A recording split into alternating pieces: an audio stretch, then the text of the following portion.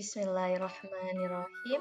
Assalamualaikum warahmatullahi wabarakatuh. Selamat pagi anak soleh-soleha. Semoga semua dalam keadaan sehat walafiat. Hari ini berjumpa kembali bersama Ibu Guru Fitri pada pembelajaran tematik. Tema 5, subtema 3, pembelajaran 1 dan 2. Masuk ke dalam tujuan pembelajaran. Yang pertama, tujuan pembelajaran dari muatan bahasa Indonesia.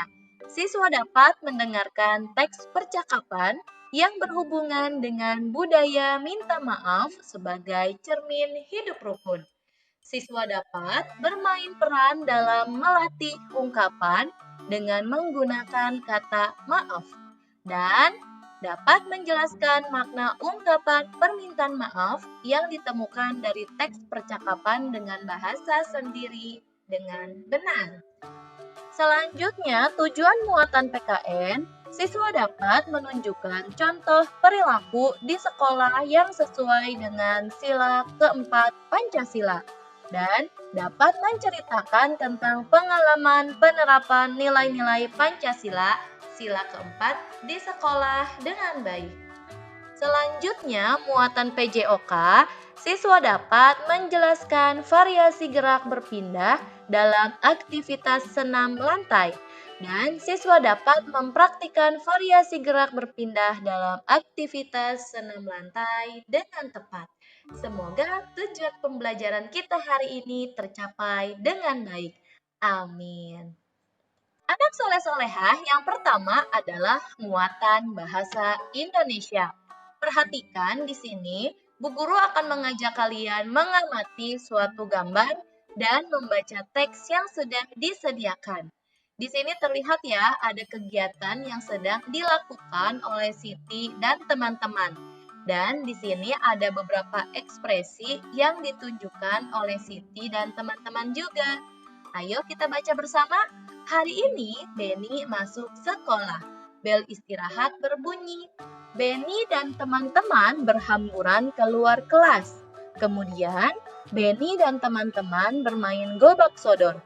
Permainan ini dilakukan di lapangan. Ketika bermain, tanpa sengaja Beni menyenggol Udin. Udin pun terjatuh. Beni dan teman-teman segera menolong Udin. Beni merasa bersalah.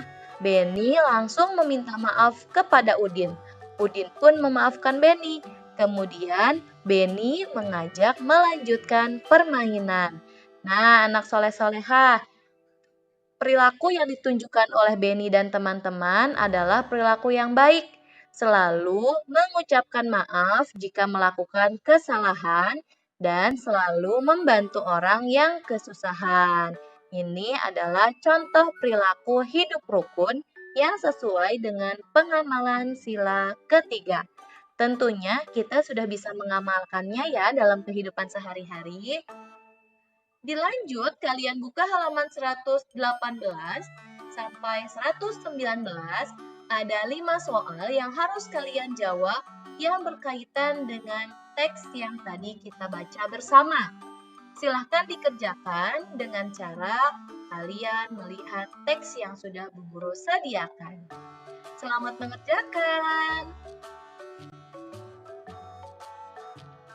Oke, selanjutnya di sini ada percakapan antara Beni dan Udin. Percakapan di sini berjudul Beni menyenggol Udin ketika bermain. Nah, sudah Bu Guru sediakan gambarnya ya. Lihat ada Udin dan Beni. Beni tidak sengaja menyenggol Udin. Beni pun meminta maaf kepada Udin. Beni, maafkan saya, Udin. Saya tidak sengaja menyenggolmu ketika bermain tadi.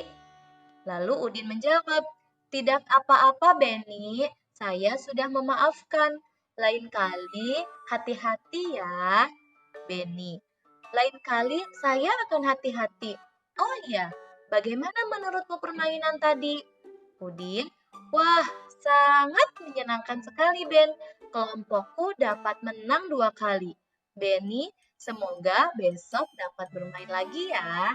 Nah, setelah melakukan kesalahan, Beni pun meminta maaf kepada Udin. Dan Udin pun memaafkan Beni. Setelah mereka saling meminta maaf dan memaafkan, mereka akur kembali dan melakukan percakapan tentang permainan yang dilakukan. Sungguh perbuatan yang harus dicontoh dalam kehidupan sehari-hari. Halaman 120 sampai 121 ada 5 soal yang harus kita selesaikan. Yuk, mari kita kerjakan bersama.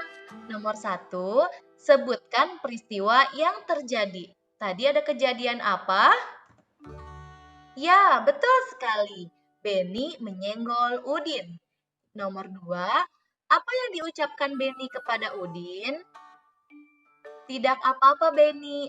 Beni mengucapkan kalimat. Yang kedua, apa yang diucapkan Beni kepada Udin? Jawabannya, tidak apa-apa Beni. Nah, itu adalah ucapannya ya. Selanjutnya, mengapa Beni meminta maaf kepada Udin? Karena Beni menyenggol Udin. Karena Beni menyenggol Udin.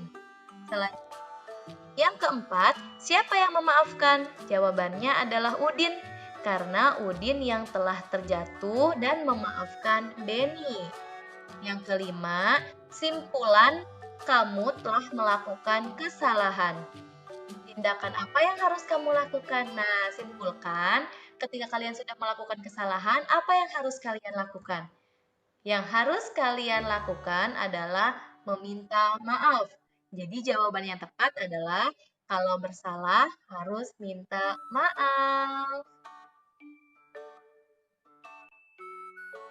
Oke, di sini ada percakapan antara Beni dan Lani. Lalu di halaman 128, kalian kerjakan sesuai dengan percakapannya ya. Tadi kita sudah membaca bersama percakapan. Di sini, silahkan kalian baca sendiri percakapan dan pahami apa yang dimaksud dalam percakapan tersebut. Dan tugas kalian kembali, buatlah 5 kalimat minta maaf pada buku tulis dan gunakan ejaan, huruf, dan bahasa yang tepat. Selamat mengerjakan anak soleh-soleha. Selanjutnya kita masuk ke muatan PKN. Muatan PKN kali ini kita akan belajar contoh pengamalan sila keempat Pancasila. Sila keempat Pancasila dilambangkan dengan kepala banteng dan berbunyi kerakyatan yang dipimpin oleh hikmah kebijaksanaan dalam permusyawaratan perwakilan. Berikut contoh pengamalan di rumah. Membagi tugas dengan anggota keluarga, melakukan musyawarah jika tertimpa musibah, jika ingin membangun rumah sebaiknya dimusyawarahkan. Jadi apapun itu kegiatan yang dilakukan di rumah, yang dilakukan dengan musyawarah dan bersama. Musyawarah itu dilakukan untuk mencapai mufakat ya.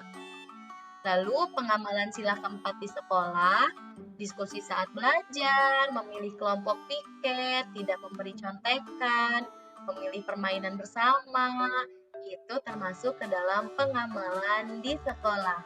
Dan yang terakhir, pengamalan di masyarakat, salah satunya adalah menghadiri dan mengikuti undangan acara RT, RW, atau desa, dan selalu ikut gotong royong dalam pembangunan sarana umum. Kalaupun kalian tidak bisa ikut gabung dalam kegiatan gotong royong, setidaknya kalian harus meminta izin kepada warga atau Pak RT. Jadi mereka tahu deh kalau kita tidak bisa bergabung pada saat kegiatan gotong royong. Baiklah anak soleh-soleha, contoh pengamalan sila keempat ini silahkan kalian salin di buku tulis juga ya. Buku tulisnya buku tulis tematik, harus tertulis dengan rapi dan benar. Oke, anak soleh-soleha, selamat mengerjakan.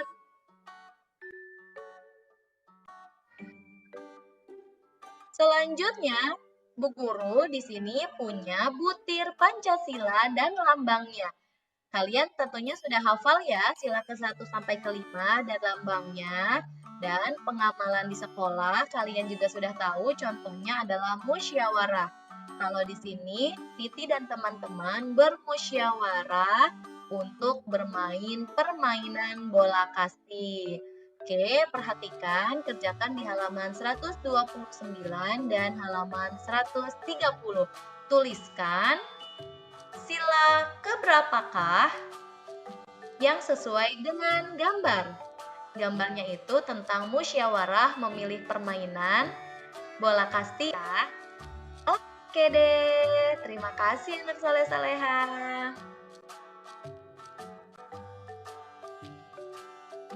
Selanjutnya, di sini Bu Guru akan menjelaskan pembelajaran PJOK. Perhatikan, Edo, teman-teman, dan Pak Guru sedang melakukan kegiatan senam bersama.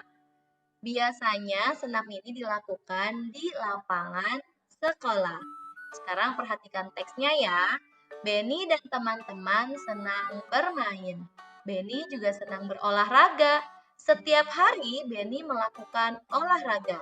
Tentunya sebelum olahraga Beni biasanya melakukan pemanasan dan setelah olahraga Beni melakukan pendinginan.